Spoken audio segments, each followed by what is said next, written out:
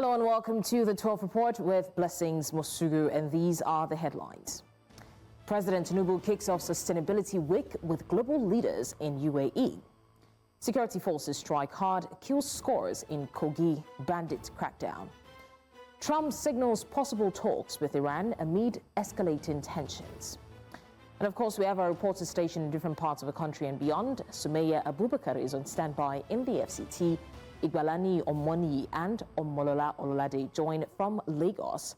Amenze Bazwaye is standing by in Edo State. Mono Balagbobo is in Kogi State, while Afia Hagen joins from London in the UK. We've got the details in a moment.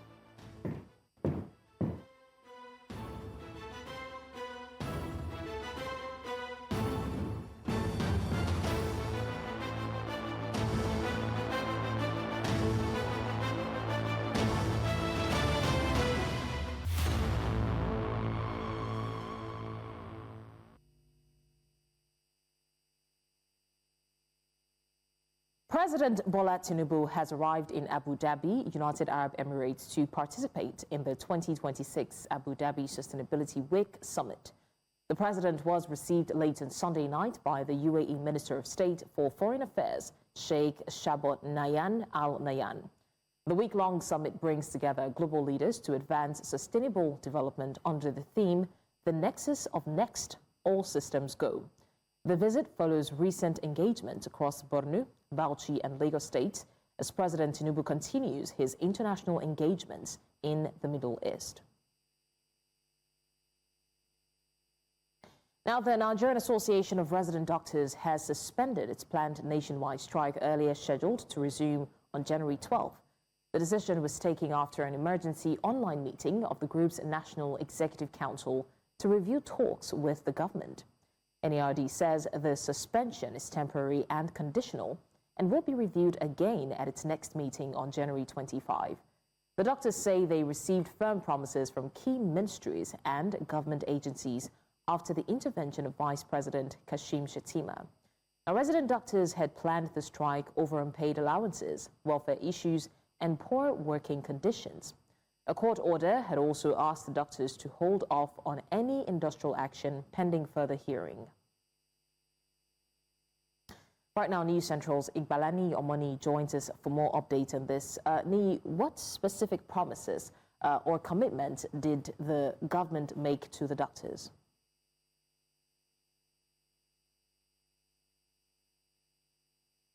Start with where I am. I'm at the Lagos State University Teaching Hospital here in Ikeja, the Central Business District area in Lagos State.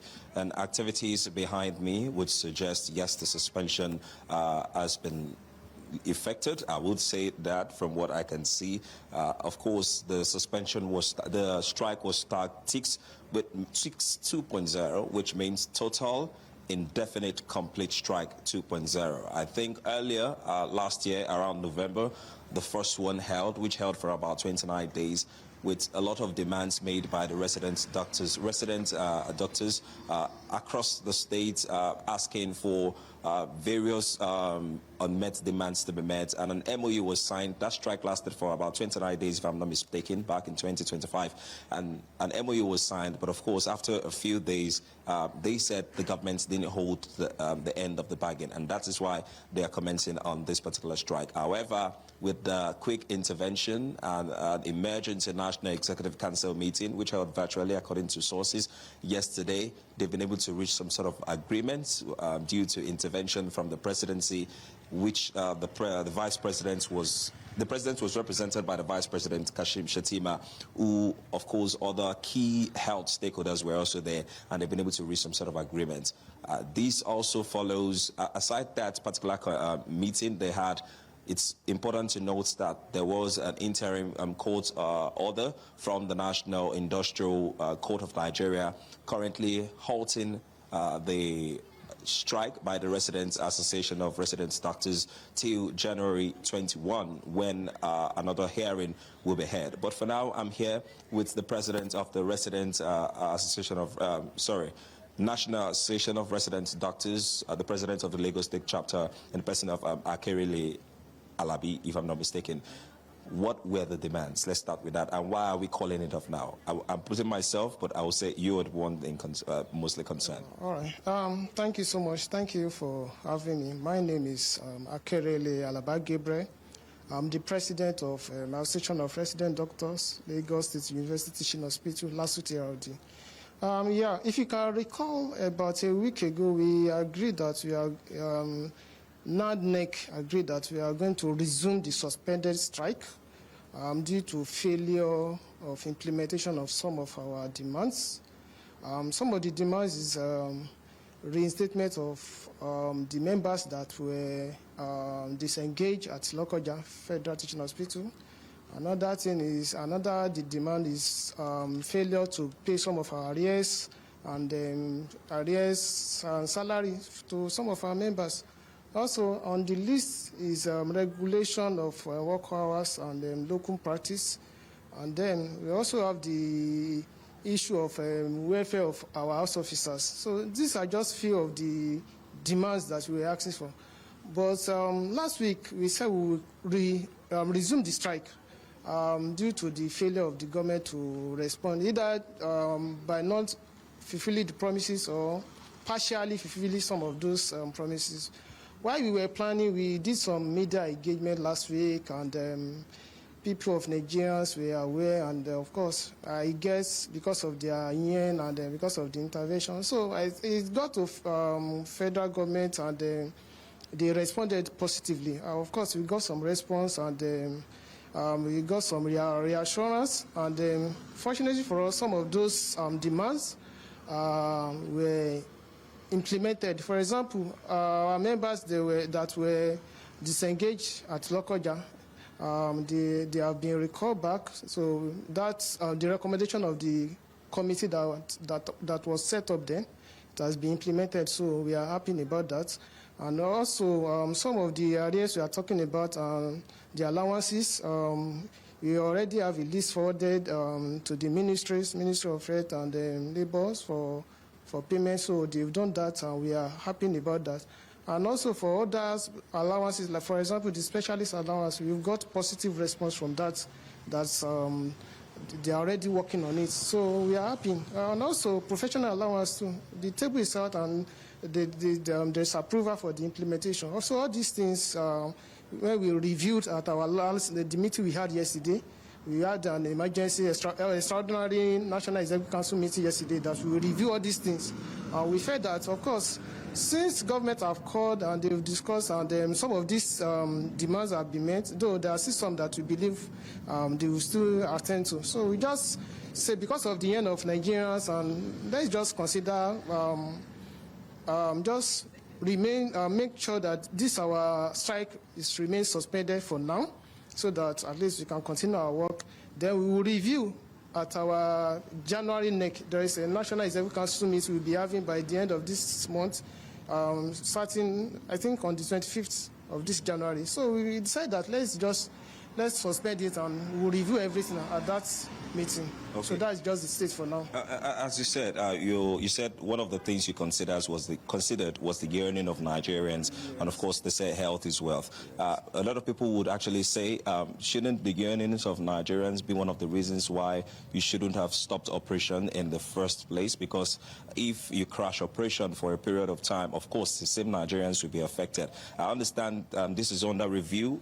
The demands you have made is going to be under review till January 25. So what happens if this is not met to 100%? Are you going to go back on strike again? And what happens to Nigerians then? All right, thank you so much for that. I said the yearning of Nigerians is one of, but it's not the only.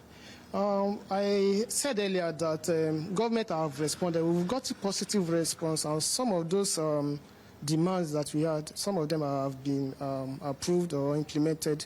So that's just reasons, because earlier on we were just asking for this thing. Our demands were not implemented. I think that's why we actually decided to go on the first strike now. But because we are getting positive response now, before we were not giving that attention, and it seems they don't really care about doctors. That was the pain and the discouragement we had then. But now that we are getting, it's not as if we are human beings too, but because we are getting feelings that, okay, it's like government is ready for us now. That's why we decided to, okay, let's wait and see. We just hope that they will continue this, the way they are doing it now. Let's just continue that negotiation. So, yeah, thank you so much. Thank you very much. You've heard it from the president of the National Association of Resident Doctors in Lagos. They are hoping for the best. Some have been implemented, but they will see how it goes, monitoring to the end of the month. Thank you, blessings. All right, Nii, your money there on the planned industrial strike, and we're hoping that this time around we're not still going around in cycles as always. But as Nigerian students resume for the second term after the Christmas break, students are excited to be back, while teachers express optimism for the 2025-2026 academic session. Now, some teachers note that learning activities are gradually picking up, attributing slow progress to low student turnout on the first day of resumption. Now, News Central's Omolola Ololade joins us from a primary school in Lagos with more updates on resumption and how parents are feeling. Omolade, how are students responding to the resumption, and how are the parents feeling about it as well? Well, you know, like you mentioned, I'm one of the primary schools here in Okota area of Lagos. And then, you know, I've been around, you know, since the assembly ground. You can tell that many of the students are excited to be back in school, although you can tell that, you know, there's this, many of them are still in this festive mood, you know, from Christmas and New Year celebrations. But all in all, they're excited to be back in school. Some said they have missed their friends, they have missed teachers, and, you know, ultimately they've missed learning. And they are back in school. I mean, they're excited to be back in school, you know, to learn some more. And for parents, trust me, resumption time for many parents is always like a time where they have to, well, even though they, you know, they like that they are in school, it's a time that their pockets also feel, you know, that resumption, because like they have to pay for school fees whether they like it or not, and of course get some learning materials. But all in all, it's an exciting mode for both parents and for students, and of course the parent. Like I said, because parents, you know, another twist to it is the fact that many of these kids are back in school, and then, you know, the home can have some peace, if I can say that. But that's basically it. So how are students also, I mean, in terms of, let's say, resumption, can you give us a sense of the teachers' preparedness and any challenges that they're facing as the new terms begin?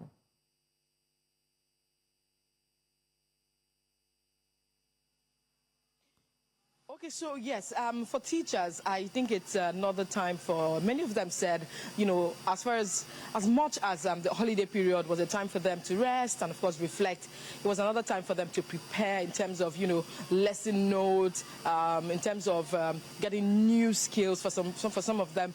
But ultimately for the school, it was another time, you know, to get the school updated in terms of maybe recruiting more teachers, in terms of getting new facilities, and then, you know, the holiday period for them was, you know, another time to do that. And of course, I'm joined by, you know, one of the students and of course a teacher of the school. I'm talking about Chisom and Adol. You know, they'll be sharing their experience. So let's just to have a sense of, you know, what it is to hear from the horse's mouth. Adol, can you stay here, please?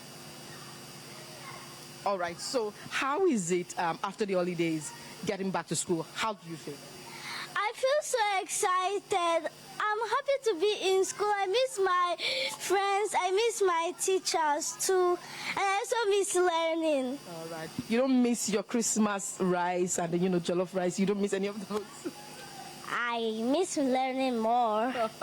That's so nice. Thank you, Adol. So I'll go to the teacher now. So, you know, from my observation, many students, before we even go to that, as a teacher, how does it feel to be back in school, you know, after the holidays? Okay, as a teacher, I feel so excited to be back to school. Yes, because, of course, teaching is a passion, and when you miss your kids over the holiday, you would want to meet them when school resumes. So I'm excited. And, of course, when they see you, they'll be like, Merry Christmas, Miss Chisom, Happy New Year. That's it, yes. So I can see that, yeah, you're so excited to be back in school.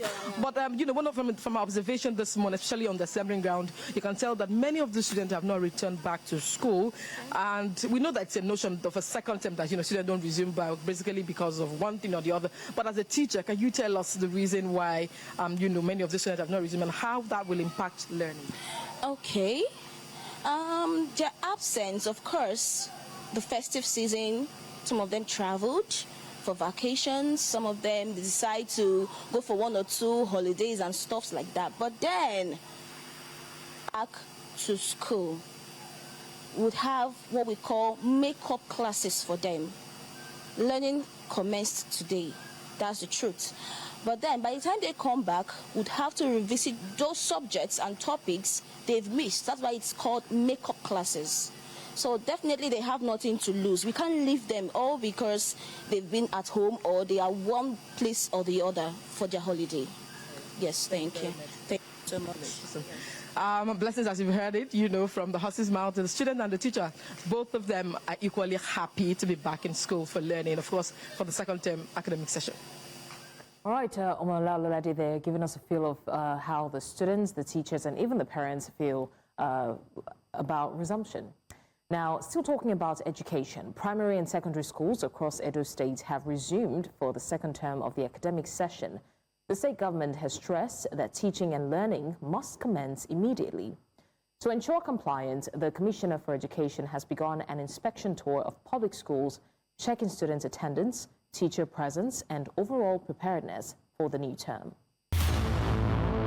All right, many thanks for staying with us. Now, before the break, we're talking about schools and their preparedness for resumption, and primary and secondary schools across Edo State have resumed for the second term of academic session.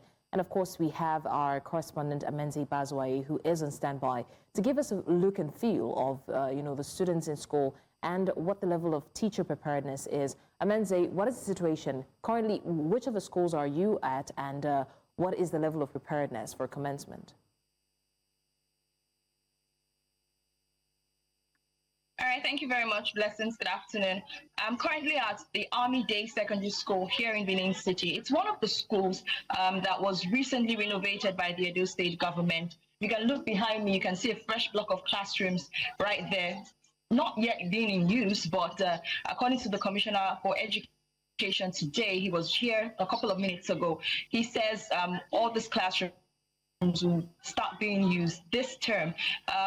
The school is actually filled with students, not as high as you would say on a normal or regular day, but because it's the first day of school, some persons are still at home. A lot of persons tend to say from the second day, the third day before they start coming to school. But if you look at it in times past, I think today is a lot better than it used to be.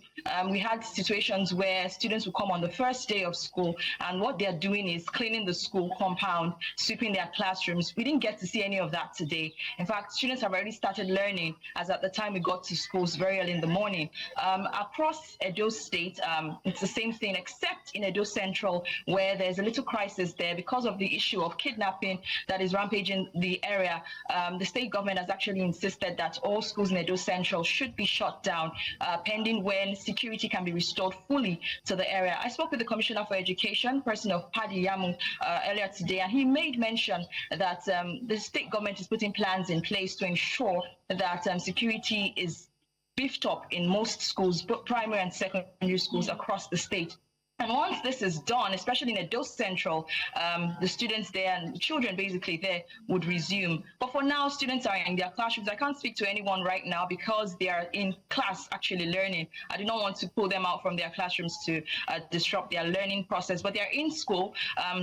The teachers are also in school as well. And of course, academic activities have fully commenced here in Benin City and of course in Army Day Secondary School. All right, Amenzi Bazwaye there with the update on resumption in Edo State in terms of schools, primary and secondary schools. Now, security forces in Kogi State have dismantled major bandit networks during a joint police and military operation.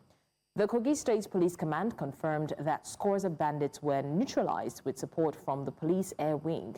Authorities say the operation is part of an ongoing offensive to flush out criminal elements across the state. Residents have been urged to report suspicious movements using the police control room numbers provided. The operation follows a recent rise in attacks, kidnappings, and violent incidents in several communities across Kogi State. Meanwhile, security operatives in the state have also successfully foiled a coordinated terrorist attack in Obajana following intensive overnight operations around the Dangote cement factory axis. Live video footage from the area shows heightened security activity, including gunfire from elevated tactical positions. part of efforts to repel attackers and prevent a breach. Now, sources confirm that the assailants who stormed the area late on Sunday night in large numbers targeted a police post at the Dangote cement factory. The assault is believed to be a reprisal attack after a recent military operation in which over 200 terrorists were neutralized in that region. Our correspondent, Mono Balagbo, joins us live now from Obajana. Mono, what is the latest from security forces on the ground, and have the attackers been fully neutralized, or is the operation still ongoing? All right, unfortunately, we're unable to connect with Mono at this time, but we'll definitely go back. Mono is on standby in Obajana to give us an update on the security situation there and whether or not these attackers have been apprehended or the operation is still ongoing. But we're still talking about combating insecurity, and similarly in Borno State, troops of Operation Hadin Kai say they have recorded fresh successes against Boko Haram and ISWAP in the state. All right, you're still live with us on the 12th report. We're still talking insecurity. When we come back, more stories. Do stay with us. Many thanks for staying with us. Now, across parts of the Federal Capital Territory, waste management continues to be a growing concern. Residents in the Kurudu satellite community of Abuja say that despite repeated calls to authorities, unevacuated refuse has continued to pile up. An overflowing dump along a busy road in Kurudu has spilled into the streets, disrupting movement and daily life. Locals also fear the health risks posed by the stench, the flies and rodents, which have become a common sight in that area. Our correspondent, Sumaya Abubakar, is at the scene with more. Sumaya, what are the residents telling you about this concern? Like, I don't stay around there, but I'm even concerned every time I see this growing dump site. It's beginning to look like a full-blown city. What's the update on that? Indeed, Blessing, good afternoon. Yes, it is a concern, the fact that, some of the residents are saying this seems to have, or their complaint seem to have fallen on deaf ears, considering how every day, I think almost every week now, News Central is at different sites where we are, showing what the daily activities is happening around this dump site and how it's affecting the people. But right now I have a resident here, someone who has a business in this area that would talk to us about the impact of, exactly what he's facing. We have Mr. Bernard Oga here. Mr. Bernard, look towards my camera. So tell us, how you people are faring with this dump site in this area. Yes, we find it very difficult because this road leads to different barracks in this place. There are better people who is more than me that they are living in this place, but sometimes if they are going to work, they find it very difficult, and you can see the dustbin too. The way you close difficult things with them, sometimes they collected their phones, sometimes you find something that you don't supposed to see in the dustbin here, which is supposed not for human being to see. We find it. People are just suffering about this place, honestly. So apart from the sites now, apart from it, blocking the road and all, how does it affect you, the stench? Because I'm just coming here and I know the stench is getting to me. Everywhere is just smelling. It's smelling all over everywhere. I can't bear it. Even now that I spend a little time here, I cannot get myself normal. It's smelling. Has the government said anything about, I don't really know what, if it is government or it is community. They should do something about it. They should do something about it. I appreciate you, Mr. Bernard. Now, you just heard from someone who, of course, has a business around here. He says each time there is so much stench coming from this. And then some residents that were not able to, talk on camera made complaints about how this affects not only their environment, but then their health as well. Because we know that sites like this tend to bring mosquitoes, rodents, and all of that. So they're afraid of Lassa fever, they're afraid of malaria, which they say it's mostly their concern here, and also contaminated water. Blessings. All right, Sumaya Abubakar there with the updates from the Kurudu area. We're really hoping that something is done to at least contain this. It's literally getting closer to the roads, and it's not a good sight at all. Meanwhile, security operatives in Kogi State have successfully foiled a coordinated terrorist attack in Obajana, and we have a News Central's correspondent who is currently live at Obajana to give us an update on what the situation is at the moment. Mono, if you can hear me, what is the latest on the security situation there?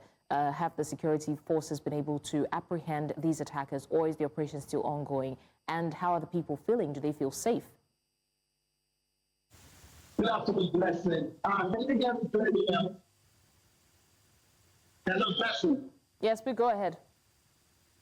All right. So the security operators have been able to neutralize the bandits and some of the persons who have been disturbing some of the communities in this state. The neutralization took place in the inside of the forests around across major parts in this state. But where I am right now is in Obadan now. And last night there was an attack at the police station. It's just 100 meters forward, just right where you can see some of the buildings of the Dangote cement factory. The videos that went viral were actually shot by some of the staff who were working inside the tower buildings, as you can see, just right there at my back. We went to speak to some of the security operators. They refused to speak to us. And so with the residents that we spoke with, you know, every year, listen, it's all tense up. You can even see that some of the residents, you know, they've evacuated the buildings, even discussing with some of the residents close to me who are shy to come on camera, and they say for their own safety they don't want to speak on air, and they're telling me that some of their neighbors are selling some of their properties. And it was actually an intense fight. We were at some of the locations. In the report we will be filing in later, we will get to see close-up visuals of some of the places where the bullets hit. But thankfully to God, no casualty from all that we have heard. Persons were injured. They are just they are admitted in the hospital nearby, but we thank God that no life was lost, and the security operatives are in top gear. Even while we were walking through the community, it's not very far from here, but we were not allowed to shoot around that vicinity. That is why we came up a little bit. While we were walking through the first gate community, which is just at the back of the filling station. From the visuals I sent earlier, you can see the filling station, the back. Because at that back, you know, where the duel between the bandits and the security operatives, you know, was taking place. And this, from all that we've gathered so far, is that the result of the clearing of the hideouts of the bandits in the bushes and the forest. So the main game for them was to attack the police station, and they were able to do that. But the security operatives was able to foil the attack, and they were able to dispel the bandits. Back to you, Blessings. All right, one out there with the update on the banditry in Kogi State that have thankfully successfully been foiled.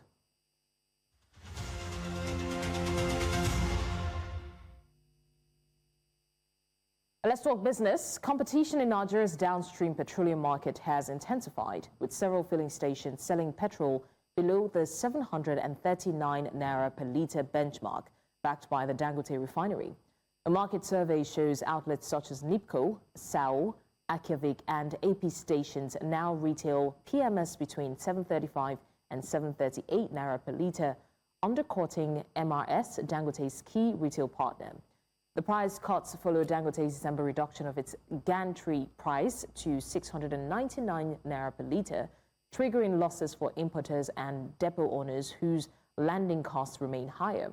Marketers say the discounts reflect survival-driven competition rather than cheaper import, as stations closely monitor arrivals to retain customers amid shrinking margins. We're still talking business. Fitch Ratings expects life insurers' investment portfolios to remain broadly stable in 2026, with strong credit quality and fixed income assets continuing to dominate. Now, fixed income is projected to account for about 2/3 of invested assets, led by corporate bonds at 41%, with exposure concentrated in financial utilities and consumer non-cyclicals. Now, the rating agency said insurers may moderately increase allocations to private credit and alternative investments as they search for higher yields. Now, while Fitch anticipates a modest rise in investment risk, it does not expect widespread rating pressure. Now, insurers are also likely to take a more cautious stance on asset-backed securities amid stress in subprime auto loans. The Trump administration has intensified its pressure on the U.S. Federal Reserve, threatening a criminal indictment against Chair Jerome Powell over testimony to Congress on cost overruns in a $2.5 billion Fed building renovation. Now, Powell described the move as a pretext aimed at forcing interest rate cuts. The development has sparked bipartisan concern, with Republican Senator Thom Tilly, warning it undermines the Justice Department's credibility and pledging to block Fed nominees. The markets reacted cautiously, with equities lower and the dollar weaker. Analysts warn the move threatens the Fed's independence, a cornerstone of U.S. monetary policy. Oil prices inched up on Monday as escalating protests in Iran heightened concerns about potential supply disruptions from the OPEC producer, even as efforts resume Venezuelan exports tempered gains. And Brent crude futures rose slightly to around $63.39 a barrel, while U.S. West Texas Intermediate stood near $59.16. Iran's intensifying unrest and calls for oil workers to strike have raised fears, and nearly 1.9 million barrels per day to exports could be at risk, though markets are still awaiting tangible supply disruptions before pushing prices significantly higher. We continue with electoral matters outside of Nigeria. Voters in Benin have gone to the polls for parliamentary and local elections just weeks after authorities foiled an attempted coup in the country. And the vote is taking place amid heightened political tension and heavy security, particularly in northern areas facing spillover attacks from jihadist groups operating in the Sahel. The elections are widely seen as a key test ahead of April's presidential polls, with President Patrice Talon nearing the end of his second and final term. And while the ruling coalition is expected to maintain control of parliament, the main opposition party, the Democrats, has been barred from local elections and restricted in the presidential race over registration requirements. Thousands of people gathered outside Downing Street in London, showing solidarity with Iranians protesting rising living costs and political repression at home. The demonstrations in Iran began on December 28, sparked by shopkeepers and citizens of Iran responding to soaring inflation and the collapsing rial. The unrest has since spread nationwide, with calls for an end to the Islamic Republic's decades-long rule. The London rally highlights growing international attention to the crisis. Now, participants held banners and chanted in support of human rights and political change, reflecting the concerns of the Iranian diaspora and global community. Meanwhile, more than 2,000 people marched through central Paris to show solidarity with an unprecedented wave of protests in Iran, as demonstrators called for political change and support for the Iranian people. Meanwhile, U.S. President Donald Trump says Iran has reached out to Washington with a proposal to negotiate, signaling a possible diplomatic opening amid heightened tensions. Speaking to reporters, Trump said a meeting with the Iranian leaders is being set up, though he gave no details on timing or on venue. He also warned that the U.S. could still act if circumstances change before talks begin. The comments come as widespread unrest and security concerns continue inside Iran, with Tehran yet to publicly confirm the outrage. Iran called to negotiate. Yesterday, the leaders of Iran called, they want to negotiate. I think they're tired of being beat up by the United States. Iran wants to negotiate, yes. We may meet with them. I mean, a meeting is being set up, but we may have to act because of what's happening before the meeting. But a meeting is being set up. Iran called, they want to negotiate. Thank you very much, everybody. Now, for more on this, I'm joined by our senior international correspondent and anchor, Afia Hagan. Afia, can you summarize what exactly is driving the protests in Iran right now? These protests in Iran started because of the economic crisis in the country. The rial has been depreciating in value exponentially over the past couple of years, and that has been aggravated by the war that Israel leveled against Iran in the summer of 2025. And to give you an example of how much the currency has depreciated, it used to be $1 to about 30,000 rials. Now $1 gets you about 1.6 million rials. So that tells you how much the currency has tanked over the past few months. And so these protests started because of the economic crisis in the country, but has broadened to a wider protest about the governance and the government in the country as well. So how widespread is the unrest across Iran right now, and which cities are continuing to see these unending demonstrations? Well, reporting from Iran is very difficult because of the regime and because of the internet blackout which is covering the country. But from what we are being told, the protests have spread to all 31 of the provinces across Iran. So increasingly widespread, but that has also resulted in the deaths of protesters. And there has been pictures of bodies covered in shrouds being moved to morgues. There was about 150 bodies counted. There's thought to have been 500 people who have been killed in the protests so far. This is the biggest uprising since 2002. This unrest has been running for about 2 weeks, since around New Year, and arrests are running into the tens of thousands. Tehran, the capital, remains a focal point, but like I said, the protests have spread across the country to all 31 provinces. So, given the current trajectory, what scenarios do analysts see for Iran in the coming days? And that's a good question. You know, you saw the US President Donald Trump talking there about potential intervention. We don't know if that could mean airstrikes. We don't know if that is the US tabling a conversation between different parties in Iran.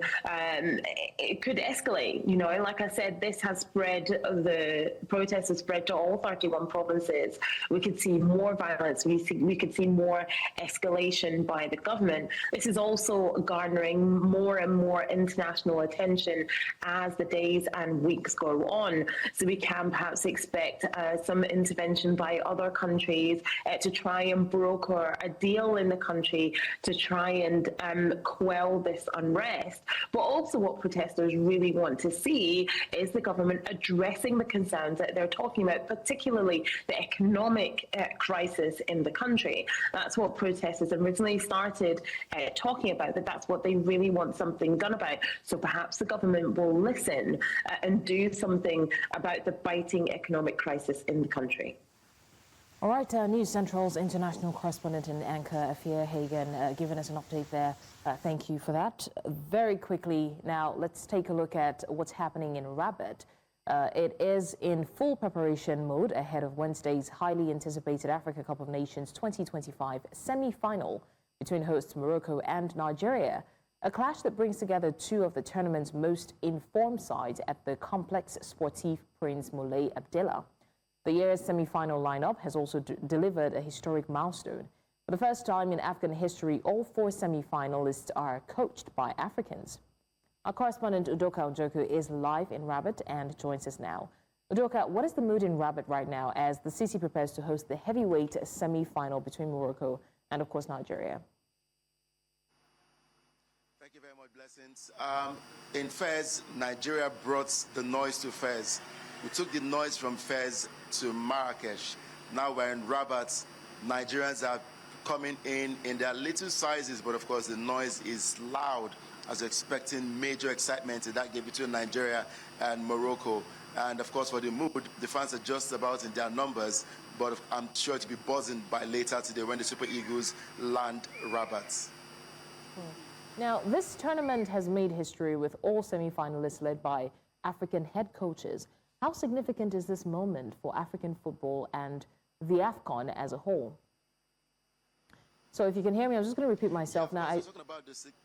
Okay, please go ahead if you heard the question. Talking about the significance of this tournament and where we are at the moment, it is quite huge, most especially for African coaches. Just so you know, the 4 countries in the semi-final rounds are coached by African countries, African coaches. It just shows that we know our onions when it comes to African football. Of course, for Nigeria, Morocco, that's an epic encounter to look forward to at the Prince Bola Abdallah Stadium right here in Rabat. The same applies for Egypt and Senegal, an historical clash.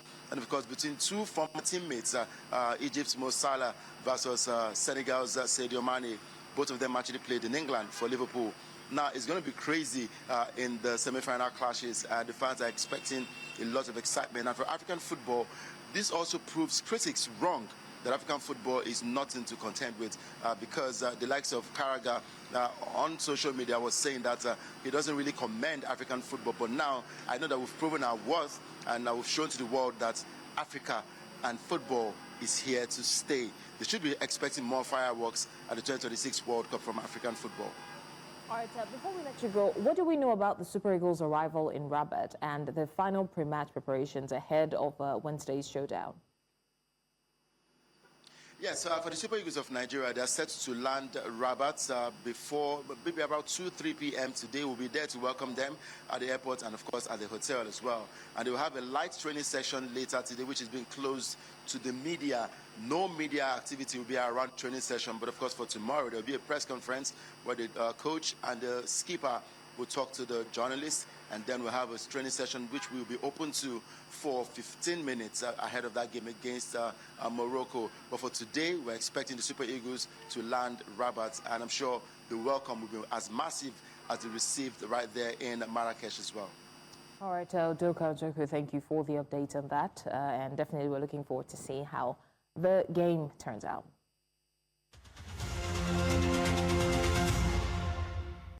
Chimamanda Ngozi Adichie has now formally sued Urike Hospital over the death of her young son.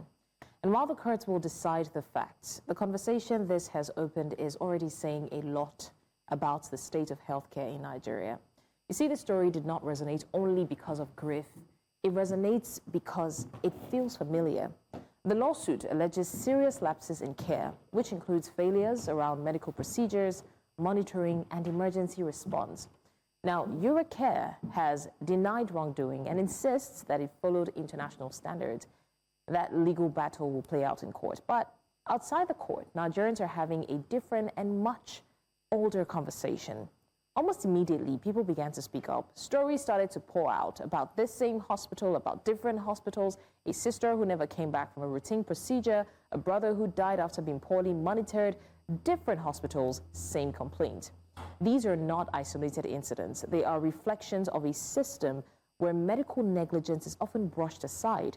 Explanations are recycled over and over again, and accountability is very, very weak. But here's the question many Nigerians are asking. Should any of that be acceptable in a private hospital charging premium fees?